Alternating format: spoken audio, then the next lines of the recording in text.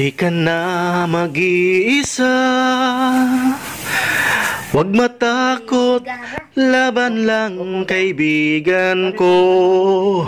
Kasangga mo ako, tulong mo. Kami ang tulay Pilipino, ihahatid sa bayan ko. Kapit bisig Pilipino, katabang dib. Tuwang-tuwa si Jemar nang makita niya kami. Hindi siya nakalimot sa amin.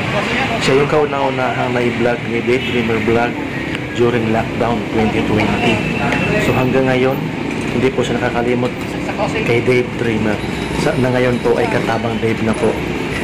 Isa po si Jemar sa pakalat-kalat dito sa Calamba, Laguna. Isa po siyang payato, napakadungis. Ngayon po, natuwa po ako sa nakita ko. May pagbabago po sa kanyang hitsura. Maganda pangangatawan, malinis. Yun nga lang po ay bungal na. So yan po si Jemar na isa pong pakalat-kalat nung panahong lockdown. Isa po siya sa aming natulungan at ang aking mga kaibigan dito sa Calamba. So ngayon po, tuwang-tuwa siya na makita kami muli dito sa Calamba.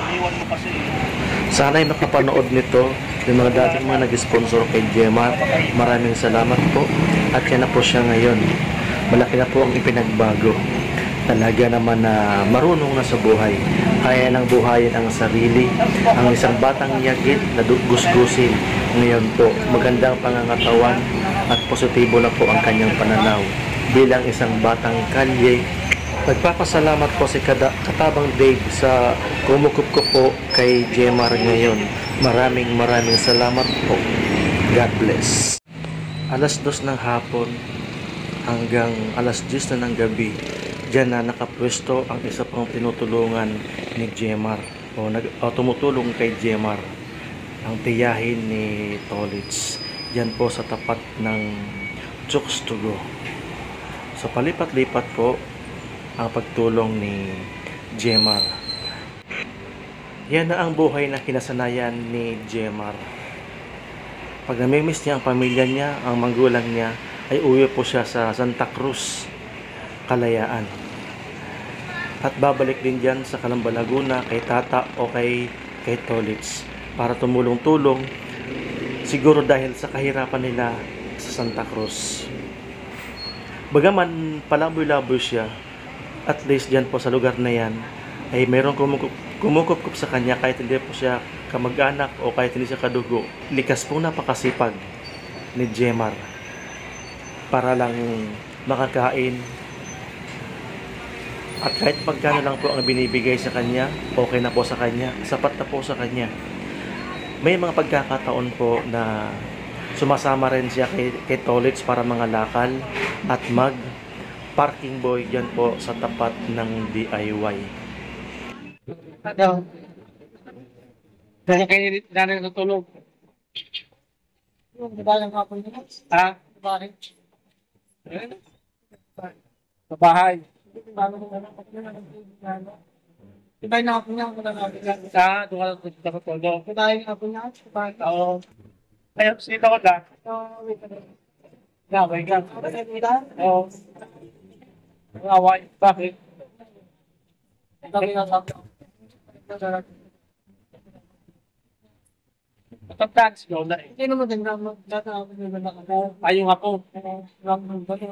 Suntok ka. Babae, malaki. Lalaki. Bakit ka suntok? Meron din. Nakapang ito. Mamaya.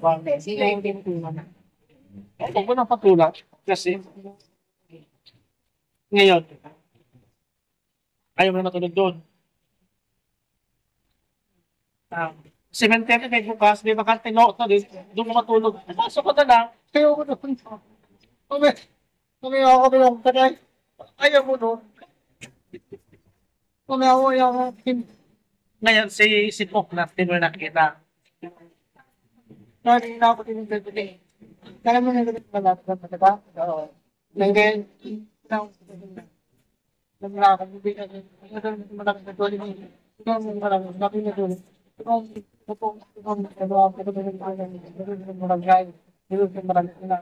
So ngayon, ilang taon ka na? Alam mo, kung ilang taon ka na? Ha? 20 ka na? Ngayon, ito pala mga katapang ni Jmar. Ito yung na-i-vlog namin nung lockdown 2020. Halos walang tao rin nung nadaan kasi nga lockdown. Ito, paghanap ka na dito. Ang doon sa David. So ngayon po, may magkabago. Ayos ng manamit, nagmumahal ng tao. Kung parang nakataligod ng tao. Nabutay na naman? Oo. Papunta siya dito sa Santa Cruz, tapos dito sa Calamba. Kumbaga, dito sa sanay, sa lugar na to. Marami siyang kaibigan din dito. Nung na-vlog po siya ni katabang ni Dave Dreamer Vlog, yung mga teacher po dito, saka yung police, na every time na madaanan siya, binibigyan siya ng pagkain, Jollibee pa. Tapos, yung teacher naman, ang taga-parian, damit ang binibigyan sa kanya. Tapos yung dating empleyado po ng substudio, cash ang binigyan sa kanya. Tapos yung may-ari ng laundry shop, binigyan din siya ng pera. So malaking tulong yun ni Jemar. Si Poknat po, yung may nasagasaan, yung ulo po, parang may peklat malaki. Oo. Kung natatandaan po ninyo, kung nakapanood po kayo ng pelikula nung The Wrong Turn, ganun po ang itsura ni Poknat na ano yung ulo. Tapos yung paglakad niya, may diferensya. Yung nasa wrong turn, yung napapanood po ninyo, na naging kasintahan ni naging jowa mo, no? Naging jowa mo. Si Poknat. Di ba jowa? No, pahingo na nga. Sabi, naging jowa mo. Dati lang yun. Ay, dati lang. Ay, hindi na. Hindi mo nakita. Yan po si Poknat na lagi niyang kasama. Okay, break na kayo. Break na kayo. Pero minahal mo si Poknat. Minahal mo dati. Di mo lagi ka nabubugbog. Ito mga katapang, lagi na pagkitripan. Lagi nabubugbog ng mga taong grasa. Yung mga nangangalakan. Ang trabaho po nito dati dito sa Calamba, namumulot ng angalakan. Nagpakapote, plastic, tapos nagpa-parking boy din. Kaso nga lang, pag nagawa ng pagpa-parking boy, pag kumikita to, pinag-iinitan ng parking boy din. Nagdag na bubog to. Kaya nawawa to ng mga nakanap taon. Ikaw ang punso, ang kapatid, punso ka. Yung bahay ninyo, sa bundok, sa Santa Cruz, diyan sa bundok. Di naman. So, may bahay ka pa na doon sa Santa Cruz. Kaya doon dito.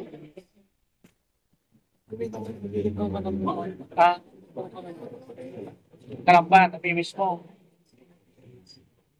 Nung mga magulang mo trabaho. Di ko na. Di ba mo magala ko?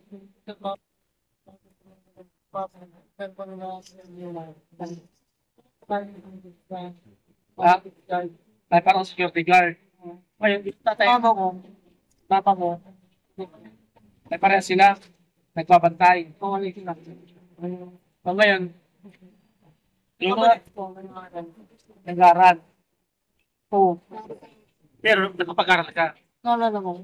Anong grade natapos ka? Hindi na sa grade 1. Nakapag-grade 1 ka na. Okay, marunong magbasa. Dito ka na. Well, nabanggit ko kanina, sabi mo, magsasamba ka sa iglesia. Sino kasama mo? Bukas ka magsasamba. Sino to ulit? Hindi. Hindi naman sila. Lola. Katoliko. Ikaw, iglesia ka na. Kailan pa? Dami sa akin. Ha? Dami. Eh, pakabalik. Dami nga kinakal. Dati guys, dyan sila natutulog. Dyan no, dyan ka natutulog dati. Yan, nung lockdown, may lamesa dyan. Doon sila sa ilalim no, natutulog.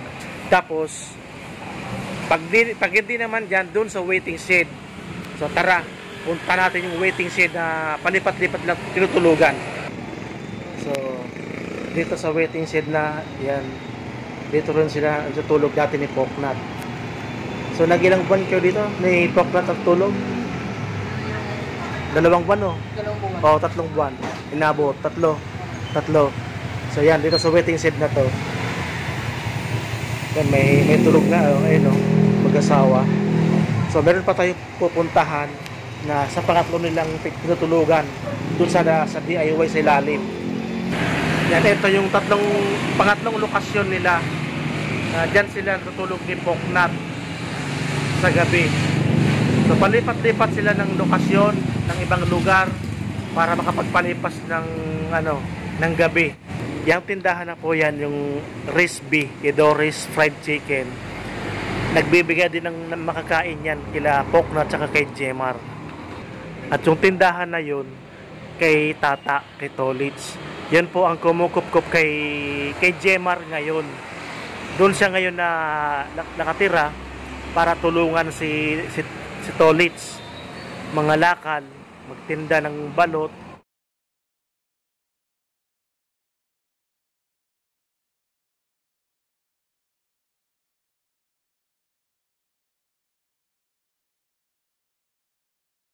Dito na pa-parking po si Jemar. So, magkano binibigay sa'yo? Parking po.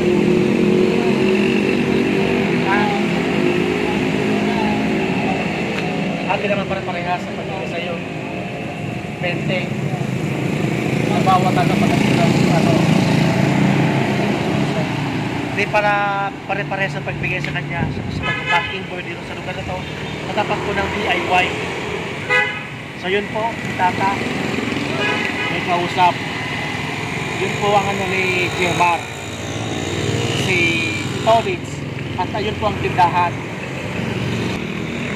Yan po yung kinabubuhay nila. Yan po tumutulong si Jemar. Yan. Dito rin madalas mabugbog si Jemar. Minsan may black eye dito, may dugo dito, kasi nga napag-iinitan. So pag kumikita ng pera, natitripan ng kapwa niya parking board. Yan.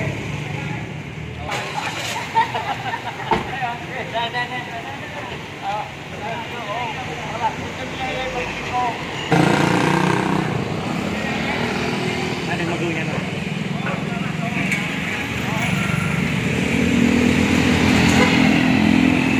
Ito po si Tata, Tolits. Ang nangarap, kukup po kay Jemar. So, ito po yung pinamumuhay nila. Katuwang si Jemar sa pangangalakan ng Tolits para may pagkukunan sila sa munting tindahan nila. Anong oras na punta dito? Sila ng gabi. Hanggang anong oras? Pagdamagan pa ng mga katabang. So, ito po si Tata. Napakapait na kababayan natin na nag-aaruga dito sa kahit hindi po kaano-ano, kahit pangit to, okay lang yan, kahit pangit yan. Para naman kaso kay Tatay, masakit Tata, makatulong sa kapwa. Ano pa magsabi mo kay Gemma? Ayos naman. Nakilala na Tata si Jemar. Pandemic no, 2020. Yan, 2020 po mga katabang. So ngayon po, babalikan ngayon namin noong mga nakaraang taon na si Dave Dreamer pa yung dati nagpa-vlog dito. Pero po ngayon, si Katabang Dave na po. Kasi po si Dave Dreamer po na-hack. So ngayon po, ito na po si Katabang Dave. Wala, hindi ko alam Yun nga, para mga katabang, nung unang punta dito sa Kalamba, tinanong namin, eh medyo ano sa magsalita, hindi masyadong nakapagpintas no. Sabi niya, Kalayaan, Manila, yun pala Kalayaan sa Cruz, Laguna. Talagang mawawala. Sumakay daw siya ng bus ng mga panahon, hindi niya alam kung saan papunta. Basta na lang sumakay, ngayon bumaba dito sa Calamba, kasama si Poknan. Tuluyan lang nawala at dito sila na naka-standby sa Calamba. At itong nagpapakain, si Tata. Dalawa pa yun ha. Oh. Tapos kami pinagpuna para mga Oo. dalawa yan ang kayo. Parang si Poknan, naging... Oh. Ngayon mo sa nila, nahihiya ka pa. Ito pala yung ako tulog po, kahal po. Ayun po sa akin na po, mandiin mo po, sa bag po. Nalagod po, ito sa akin na po, itulit po, nilalakad kami, para mabakain po. Ito po ay... So, ba't ganyan ka magsalita? Di namin maintindihan. Bulo ko siya kundi. Ah, bulol ka. O, ngongo. Parang ganon. Oh. Wala akong nagpupunahan. Ah, wala kang ipin sa harap. Bungal. Ayan. So, si Tolit sila po magsasabi kasi di po maintindihan. Nasabi ni Papasalamat daw siya dahil nakupok ko raw siya. Minsan nahabag din sa sarili niya kasi hindi na raw siya makauwi sa kanila, Kalayaan. Paano ang gagawin? Ito naman ang bahay nila kung saan. Alam naman tayo. Baka masaya ka pa po ba doon bibili na ng paninda. Tata po, yan, malaki ako kumakain po, lagi ako manalakal po, lagi ako tutulungan, lagi ako tulumubuhat, tulungan ko sila at bubuhat po si Tulit. Ito po, tubilit po, lagi tulungan ko sa lamin ng tulay, lalo may isa po. Sa ilalim ng mesa. Lalo may isa po, tulungan ko sa lamin ng mesa. Kasi nga po, bago ko sa labas-labas po, nuli ng pulis. Oh, pinagano ng mga pulis. Ngayon, si Tata nagbibigay ng pagkain sa inyo. Nagbibigay ng pagkain po, nalakalo kami. Oh, ngayon 2024, dito ka pa rin kay Tata. Dito rin ako kay Tata. Kanina, lockdown, dito pa rin ako kay Tata. So ngayon, doon sa Kalayaan, Santa Cruz, uwi ka pa rin. Alam mo yung banmoy ako na bahay, bali ko naman po. Papabalik-balik ka lang dito. Dito ka pa rin kay Tata tumutuloy. Ulit po, hindi naman ako tutuloy. So ngayon, si Tata po ba ay mabait? Mabait naman po. Hindi mo nagagay sa akin, hindi nagagalit, ganun po. Yun. Kahit di mo si Tata ka mag-anak, pero binubuhay ka ni Tata, no? Pinukukup ka. Ngayon, si Tata nangangalakal. Lagi po, Kasama mo. Hindi tayo po nalalakal. Para makain mo kami. Para may makain kayo. So yan mga katabang, si Jmar at si Tata.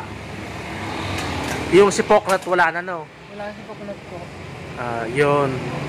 So abangan na lang po natin ang mga susunod na araw. Abangan na sila Ang mga ngalakal nila, Tata. Yun. Saka pag-parking, no? Bakit si Jai? Ito ba si Jai? Ito ba si Jai? Lagi ako papagod po dyan. Lagi ako gawin po dyan. Lagi ako nakagawan. Ito po lagi ako nakagawan. Lagi po sarado po dyan. Lagi po sarado dyan. Lagi ako po. Hindi ako magawa. Diyan guys, diyan nagpa-parking boy si Jmar.